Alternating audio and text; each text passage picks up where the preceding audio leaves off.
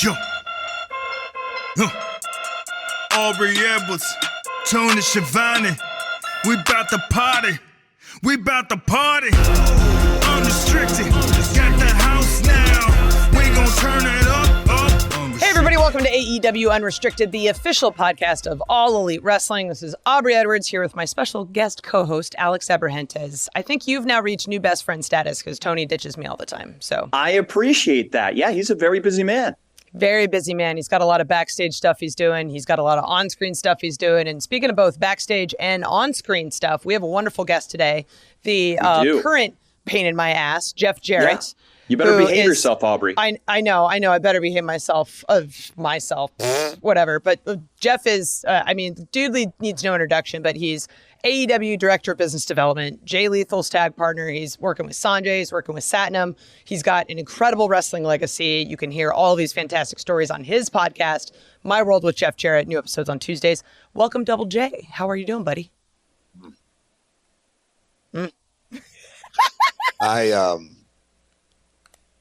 Alex, no disrespect, pal. I agreed to this. So the Last Outlaw showed up in November, first week. Right. The second week of November. And Stacy, I'll take it up with you. Stacy, the producer. When I see you next, you're probably going to walk away from that conversation with a whole new light on the Last Outlaw.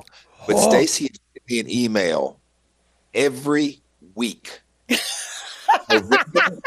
December, January, February, mid-March. So, folks, if you're counting out there, we're talking 5 months times 4. We're approaching 20 emails. Hey, Last Outlaw. Hey, Mr. Jarrett. Hey, Double J. It was always, she would wordsmith it beautifully. Can you come on? Can you come on? Can you come on? And guess what hooked me in? Hey, Mr. Jarrett, on this email, as if I remember it, I know that you don't care for Aubrey, and she actually said this, and you've got every right. She threw you under the bus. So perfect. Wow. And matter of fact, truth be known, I don't really care for Aubrey. Dislike of Aubrey's in the majority. Yeah. But long time, 30-year friendship of Mr. Tony Schiavone, he is a co-host of this. So can you tell Tony no? And I said, I can tell him no like 15 times. But when it got up into the 20, I said, all right, I got to do this for Tony. And now I show up and I'm looking at you, Alex. What in what? Explain yourself. Because, I can do a short podcast with just about anybody, including Aubrey. But you? Hey, well, sometimes... And Mr. Schiavone, as I like to refer to him as, gets very busy, and he sent me a last-minute message. No, you're extremely busy. Listen, you are extremely busy. You wear multiple hats, and you do them quite well. And I said, Tony, listen, I know that Double J and I don't necessarily see eye to eye, and I know he certainly doesn't see eye to eye with Aubrey. But I will happily fill in because we know that Jeff is so busy. This is the only time that we can get him.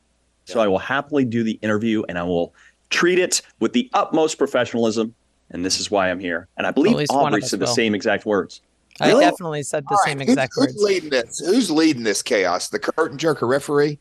So you have senior official, right? Wow. You're the curtain jerk referee. I don't mean that to disrespect. Look, I've been around a few years, and you have shown me a lot of things since my time at AEW, but respect is not one of them by any stretch of the imagination. So you got senior official, you got second in command. Aren't you the curtain jerk referee?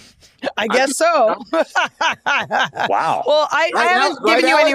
Well, no, listen, I appreciate when you call my matches down the middle. You just agreed with me. So here's the thing. Like, you're saying I don't respect you, but like, respect is earned, pal. Like, it's a two-way street. You've shown me no respect. You've been cheating on our television show. Let's get this shit back on track, shall we? Jeff, we've got so much that we got to talk about here. So we will table this conversation between you and Aubrey next Wednesday on Dynamite. First and foremost, thank you even though, you did a little bit begrudgingly for appearing here today. We've got a lot to chat about because you are the definition of living legend. There's no question about that. You've been around everywhere. And I'm just curious, how did this whole AEW thing come to be for you? This is just amazing that you're finally here. It's that actually is kind of a good question. And I have still yet to really roll out the entire thing, even on my own podcast, because timing is everything and things just happen for a reason. It kind of goes without saying that my 2022, so I'll go back into the fall of 2021 when I just kind of made up my mind that, you know what, I've always been in decent shape, but I'm going to go get in the best shape I can.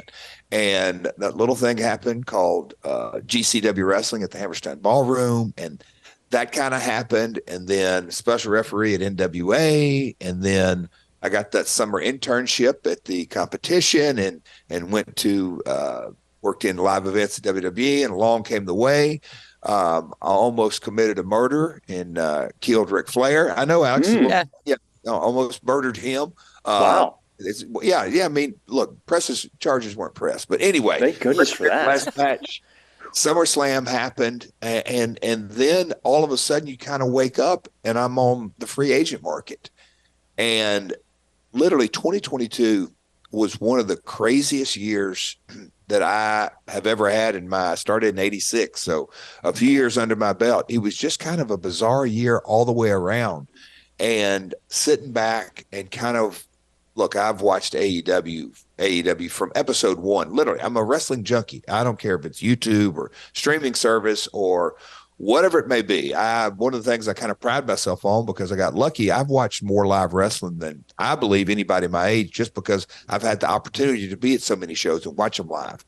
But I just love it. I love it more today than I ever have. But as things rolled along in 2022, and I'm watching the AEW program, and the guy that I was just in a tag match on, Ric Flair's last match, Jay Lethal, and Sonjay Dutt, we go back 20-something years. Satnam Singh from India. I'm a basketball junkie, but also know the Indian market pretty well. And I just kind of saw those individuals, and I kid you not, when I just kind of looked and went, in a lot of ways, this is a natural fit.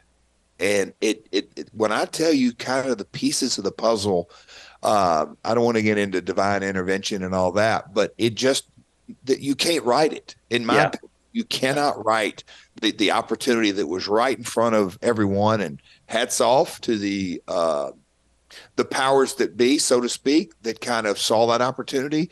And when I showed up on Dynamite and gave Darby a little attitude adjustment, things were off to the races. And literally from the first week of November, other than the nasty emails I got from Stacy, I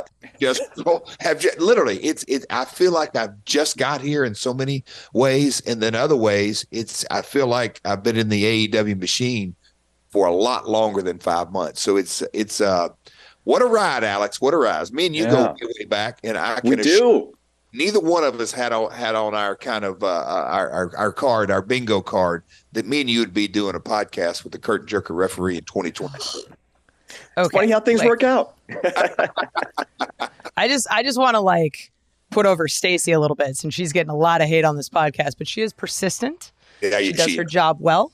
She does. And she finally got you on the podcast, so she won, sir. Hey, if she was right here beside me, I would raise her hand and say, "You're persistent." There you go.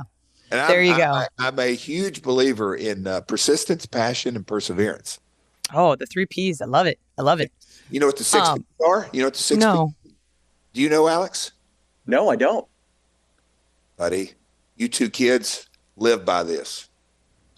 Proper planning prevents piss poor performance. I love that. Ooh, that's fantastic. That sounds like a pro wrestling T-shirt. In this industry, guys, I'll give you a little what do they call it? A little pro tip. Mm-hmm. Yeah. Another P. Things are going to go wrong. It's the nature of the industry we're in. But if you don't properly plan, at least you have some kind of guide And if it falls apart, that's okay. You kind of know where you're going. But folks that show up on Wednesdays or show up with no plan in place, I scratch my head. God bless them. So anyway, enough with that. So talking about planning a little bit, I know that we get the chance, the opportunity, the unfortunate circumstance of seeing you on TV every week. And, you did mention there, like, getting into shape. Like, I do have to commend you. You're in incredible shape. So hats off to you, man, because I know you're juggling a bunch of hats, but then also making sure your nutrition and your gym, like, you've got all that right. Like, that's a hard thing to do. So good on you, man. But I know we talk a little bit about, like, you as an on-screen talent. People are very familiar with your work. I want to talk a little bit about your backstage role, because you mentioned the planning. And I know that at the time of recording, we just did our first house show, which was absolutely phenomenal and such a magical event. And I think everyone had a good time. What is your involvement in those? So I have been asked this a couple of different ways. As far as being a live event promoter, I come from, I'm a third generation. My grandmother, Christine Jarrett, got into the business in 1946 as a second job selling wrestling tickets. But then she worked her way up what you would call a CFO. But anyway, she was a live event promoter for years and years and years. And my dad followed in her footsteps. And so live event promoting is something that I've been around. As I stated earlier, I work for the other company in the live event role. My background, TNA, USWA, on and on and on. So live event promoting something. And so when I came on board, I had the dual role, and you just kind of look at surveying the landscape in that, I live here in Nashville. And so it is in a lot of ways the hub of the touring business. All the tour buses are here. Lots of the audio and video equipment. Nashville is located geographically close to both coasts. So there is a massive amount of touring. So I know all facets of the touring business in so many ways. And so when I externally knowing that side of things, and then internally, Raphael, me and Raph have worked together for years and years and years. Raph's and the he's best. VP touring. He knows things, but that's one of the things I noticed right off, that a lot of people see Dynamite, see Rampage, and see the pay-per-views and say, man, this is this big, booming wrestling organization. In a lot of ways, we are still very much in, I hate to call it startup mode, but it is still a very, very lean and mean staff. And so really me utilizing internal and external sources, just kind of put the teams together and let the horses run. But at the end of the day, TBS and TNT, and I'll go ahead and say our social media partners, because you got to look at YouTube as a true partner. Our distribution is super strong. The brand is incredibly strong. Wednesday night, by nature, that's when our show's on, as you guys know. But it's not the best night for touring. It's still, as we know, everybody works Monday through Friday for the most part. And so Fridays and Saturdays are really the touring nights. And so, like you said, Saturday night, Troy, Ohio, booming success, just a few tickets shy of a legit sellout. But in a D market, that's something that I think I've gone on record, and others have gone on record, that the real reality of our situation is that Dynamite and pay-per-views and Rampage take precedent in the, we'll call them the A markets, the top 20, top 30 markets. So we're going to take this to, it's no disrespect, but it's just kind of the size of the market, the C&D markets. And I'm really looking forward to the crawl, walk, run process of live events. And there's a bunch of other things that I'm working on that I won't share, because we are a privately held company. And I think there's a lot of good stuff coming in the pike. But there is one thing that I have said since I arrived here: the amount of opportunity that everyone has, from talent to production to staff. There's departments right now that aren't even formed, and people are maybe working in one department and saying, hey, I've got an idea. Before you know it, they're going to have their own department. People are going to be working under them. Alex, I have to tell you, the Spanish, just the Spanish commentating is just the slither of opening up that Hispanic market from a true, I don't have to tell you, but the Spanish speaking discretionary income income is massive. So it's incumbent upon us as a brand to tap into it. And I believe, I'm partial in a lot of ways to Penta and Phoenix, but I think they're the best lucha talent in a generation. They're unbelievable. Look, I've gone to AAA for years and years and years and know that market very, very well, and thrown out a few tortillas in my time down there. I've heard. Those guys are unbelievably talented. Yeah. Unbelievably thank you talented. For that. And much as are you, sir, it's so awesome just to hear you speak, and you just bring so much to the table. And I got to tell you, as someone who's known you for a long time, I think we're seeing the best version of Jeff Jarrett right now. It's just so 100%. Incredible to see the stuff that you're doing in the ring. Alex, you feel okay today? You feel okay? You hear what you're saying? I got to give credit where I got to give the devil his due. I got to give credit where it's definitely warranted. And it is really awesome to have you here, and especially helping the company grow, because you bring so many different wonderful things to the table. And, we're really grateful to kind of have you here. And I actually have a question from King Woompus. We're going to get to the fan question a little bit later, but this is such a great question that kind of goes along with that. With so many hats that you wear, what's a typical week for Jeff Jarrett like? Alex, that's the one thing that has kind of blown me away. That I stated earlier, I started in November, and yes, we went through the holidays, Thanksgiving, Christmas, New Year's, and it seems like things have not slowed down at all. No. But travel Tuesday, show Wednesday, home Thursday. But thank God for an iPad. I'll just kind of say that real simple. That lots of emails, lots of conversations. Again, I am truly an entrepreneur. That a big corporate setting has so many stops and starts and all that. Again, a lot of blue sky, a lot of opportunity here. So just kind of, I spent the better part of the first 2 months doing and this is something that I've learned over time, me being a vet, have a little bit wiser, doing the due diligence, taking the time to do phone call after phone call after phone call. Some internally, yes, but a lot externally and look, I've got a great Rolodex. So whether it's India, UK, I've got great contacts in France and Germany,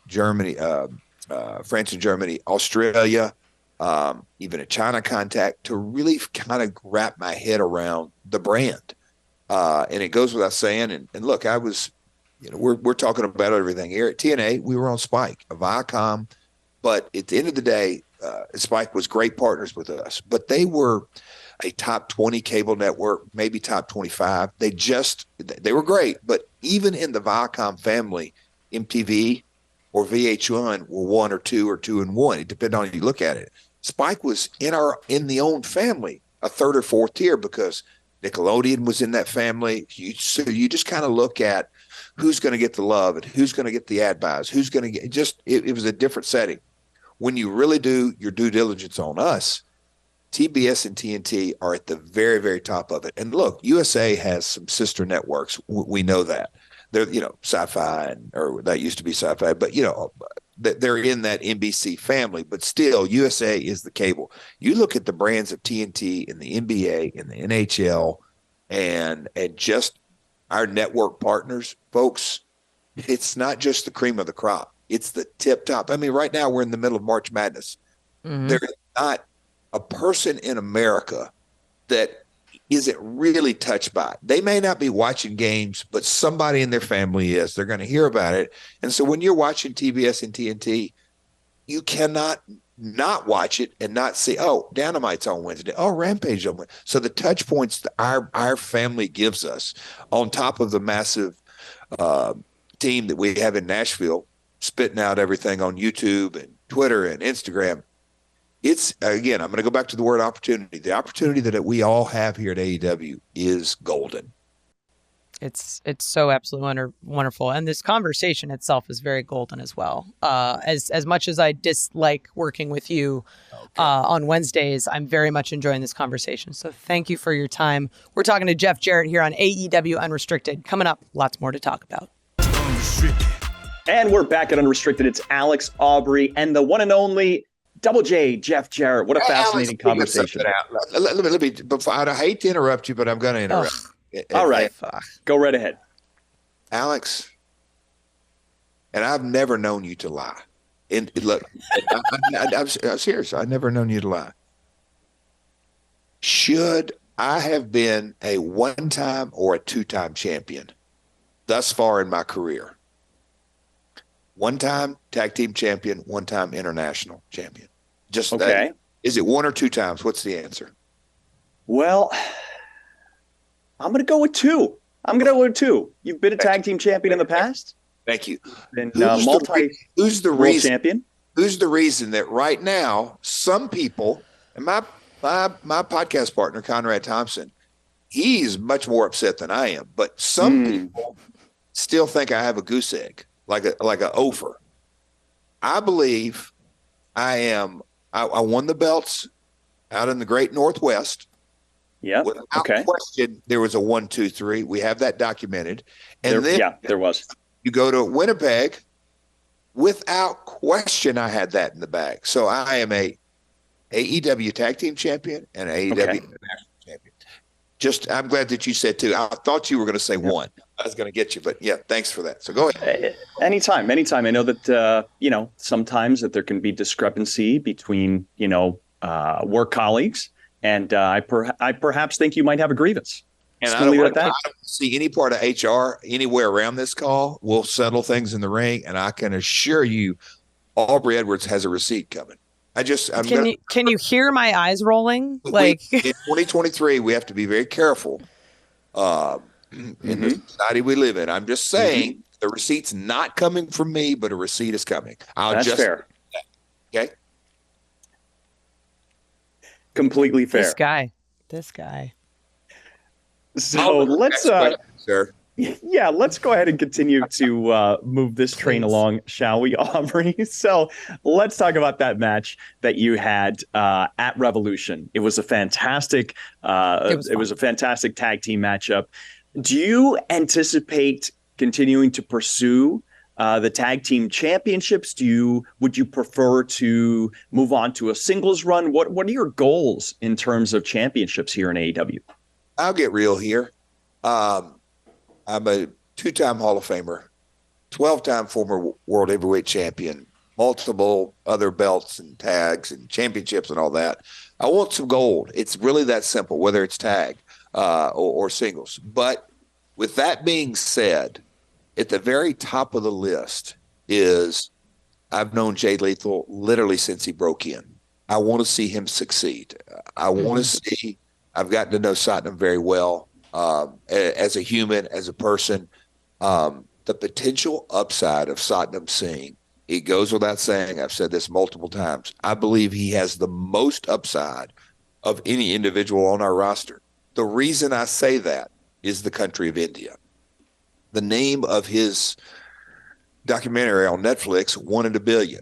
I mean, it is very appropriately titled. He is truly 1 in a billion. And I say that is, yes, he is one of a billion people in India, but you don't find 7'4", super athletic, former, I believe basketball players collectively as a group are the best group of athletes in the world. I put wrestlers as two. I've always said that.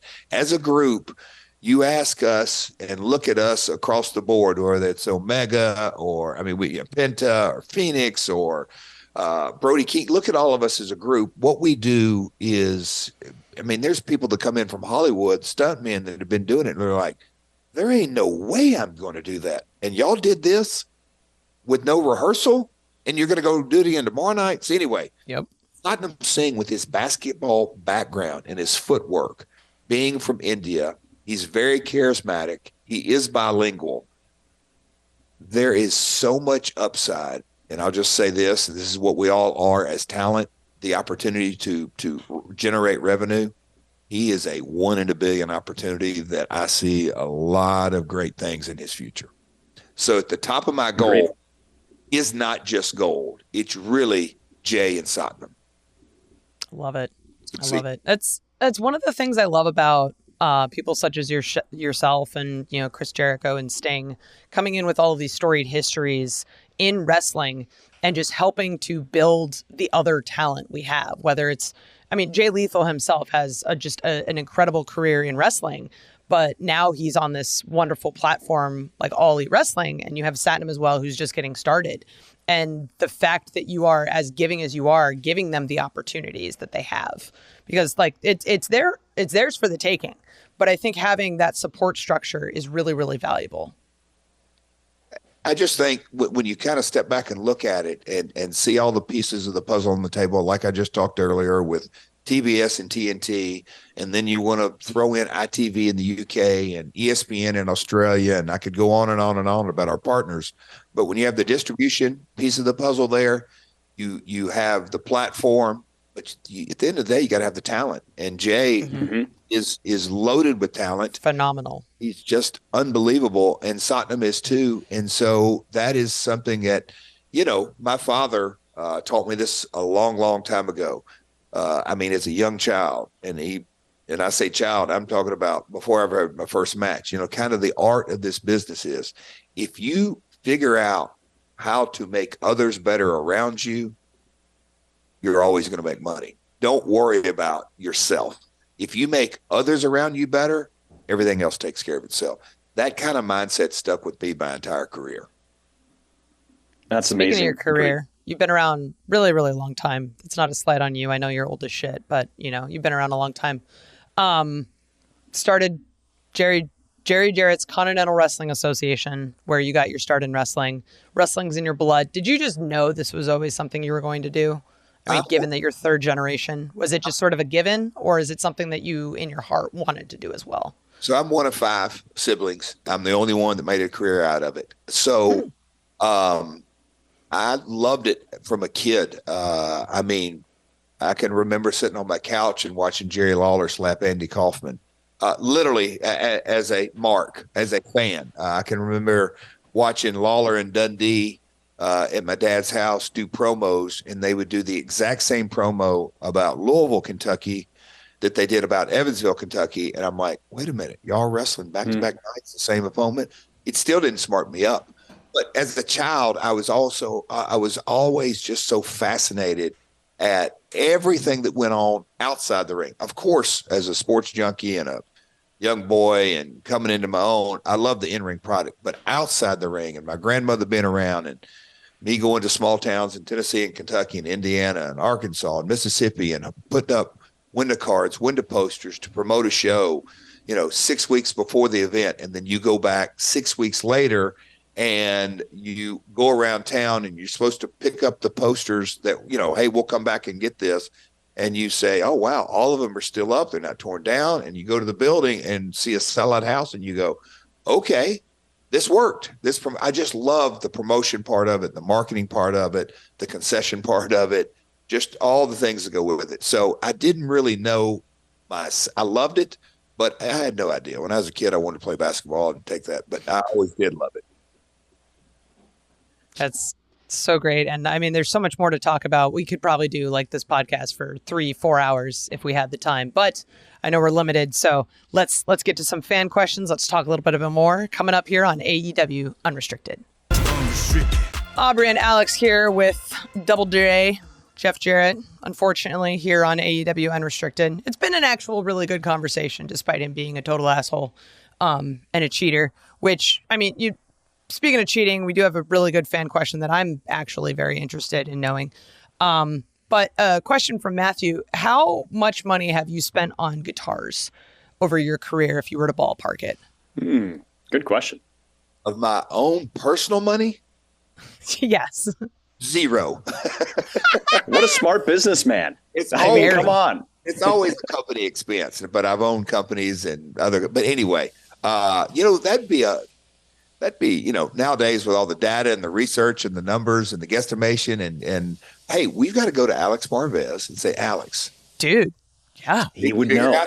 Figure out how many guitar shots, and then I can tell you the WCW guitars were a lot more expensive than the regular ones, so we can kind of get us a working average through the years. we can input a number for inflation, and we can come up with that data. What is the amount of money Jeff Jarrett has spent on guitars throughout his 37-year career? Well, and can you actually play guitar? I see this question a lot. Martin Smith asked it for us, but 1, 2, 3, 4, 5, 6, 7 guitars within. Okay, having guitars and playing guitars are two different things. Like, can you actually play them? Absolutely. Good. Wow. To debate. Right. Fair enough. We got a question here from Waffle After Hours. I guess I'm thinking Waffle House. Ooh. Waffle After Hours wants to know, and this is going to be great, what's your favorite Owen Hart story? Oh, man, there's so many of them. I bet. I always come out first and foremost because everybody's got a good, funny Owen story. And, you know, you just have to have been there on so many of them. But at the end of the day, I do, when I'm asked, I like people to remember Owen first and foremost. I've never met a person that had as much integrity as Owen. He was not just a great in-ring performer and a great colleague and coworker, but what a dad and a husband and a family. I mean, just it's true. It's one of those guys that that old Billy Joel song, "Only the Good Die Young." You know, Owen is, you just don't hear a bad word said about him, and a lot of people have said, "Now, come on." I'm like, Owen didn't even really have a temper.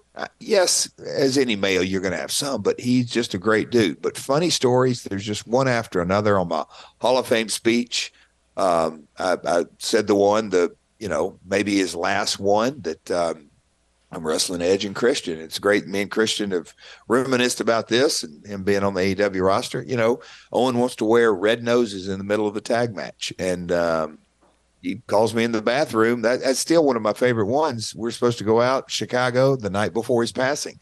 And I thought we're going to go over the match because we'd worked with these guys. And he goes in there and he hands me a red nose and said, "Put this in your tights." And in the high spot, God. In the high spot, when we are I feed, he feeds, and we end up in opposite corners. And Edge and Christian, young baby faces out of Canada, jump up on each corner and both give us the 10 count. And while we're doing that, we're reaching in our tights and going to put red noses on, and they throw us together and we have red noses and we bounce and 2 red noses go up in the air. Absolutely incredible. That's all Owen. That's all incredible. Yes. Yeah. Good old Owen. I didn't realize at this time, but this last week when we were in Winnipeg, Kid Remington says Sharpshooter drew a lot of heat from the crowd in Winnipeg. But did you know you actually did the Owen version instead of the Brett version? I've always done, I guess, the Owen version. I would love to hear the difference. Yeah, So, I don't know the difference, but now I got to look into this. Alex, come on with it. I gotcha. So Brett steps over with the left leg and ties the arm, so you'll have the other. Yeah, he will hold the arms with his left. He does it the turn other him over side. the other side. Yeah, where Owens is more like Sting's, where he flips him over to the right side, and he puts the right foot over. Yeah, the right I leg do over. the Owen Hart version right on. Yep. So, Brad, very if cool. you're up there listening and you want to accuse me of stealing your move, not a chance, pal. Not a chance. That's a great question. So, AEW blog wants to know: will we ever see Karen Jarrett in AEW? Please, Great no. question. 2 words. Stay tuned. Stay Oh tuned. no! Oh, that bitch. Oh, My goodness. Maybe that's the receipt. Hey, Maybe that's the she receipt. called me a nasty bitch on Twitter, so she started it. I would pay money to see that ass whooping. Oh, Hey, gotta keep it clean. You want to pay money Keep to it see clean. your wife's ass getting whooped? That's Yeah, what it you ain't want to gonna be see? that. Okay. Oh my goodness. All right, maybe we should go to one more question before we wrap this up here, Aubrey. Oh boy. Actually, awesome question. I'm interested in knowing from W Mac Masters book. Great name on Twitter. If you were to compare the vibe of AEW Backstage to anywhere else you've worked in the past, of all the various places, what comes the closest, or how would you compare it? Gosh, because I mean, this is kind of the low-hanging fruit answer. And I don't want to say the early days of TNA, but there is a vibe. And look, there's so many production folks that are familiar. talent, infrastructure, and all that. But the entrepreneurial spirit that exists among us, I'll say us, is very prevalent. And I think you have to have experience and been in a lot of dressing rooms and locker rooms. And look, I'm fortunate, unfortunate, whether it's Puerto Rico or Japan or European tours or, the WCW or WWF tours and just all the different environments I've experienced through the years. There is something about having a really, really diverse roster, which we have. We have vets, we have prime times, we have young guys, males, females. We have everything. But at the end of the day, there is a innate competitive spirit that is authentic. And when companies mature and go through ups and downs, a lot of times that can kind of dissipate. Not anybody's fault, no need to point fingers, but there is kind of a vibe. And look, experiencing like we all did in life and across the world, going through the pandemics. I wasn't here, so I wasn't, around that, but kind of life-changing that went on. But coming out of that and going back out on the road, I've heard the stories, but as it's things out rocking and rolling and being a part of Troy, Ohio, you want to, and I'm blessed to be able to say I experienced that. Me going out against Brian Pillman, second generation guy.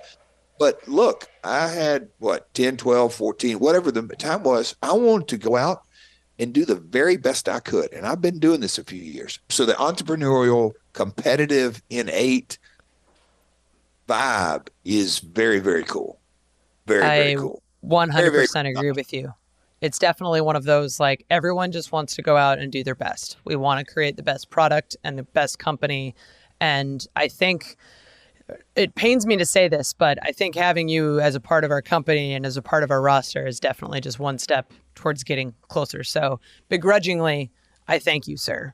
And I thank you for all your contributions to wrestling, to us. I'm not going to look forward to seeing you on Wednesday, much like every Wednesday, but I do appreciate your time that you spent here today. So thank you for joining us. Alex, go ahead. I'm not even going to comment to that. Erotic. She's dancing around. She knows. Negative tone aside. She knows the Last Outlaw is great. It's just that simple. I know you're great. I also know you break the rules. That's all I'm saying. Go ahead, Alex. And I appreciate it. All kidding aside, appreciate Stacy. Your persistence paid off, lady. Another P. Yes, thank you so much, Jeff. It's great having you here. Great having you a part of AEW, and we certainly look forward to seeing what's next. And upwards and onwards, Double J. Always. You can follow Double J. On to Dynamite. Let's go, kids. On to Dynamite. Let's go. Kansas City, we're coming. You can follow Jeff on Instagram and Twitter at Real Jeff Jarrett. Please give his podcast a listen and follow it as well. My World with Jeff Jarrett is available wherever you get your podcast. New episodes every Tuesday. We here at AEW Unrestricted have new episodes every Thursday, also on all your favorite podcast platforms.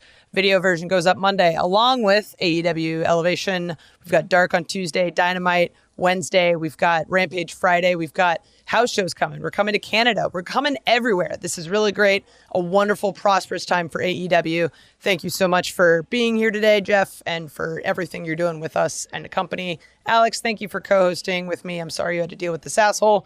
I'm Aubrey with Alex and Jeff. Thank you so much for listening to AEW Unrestricted.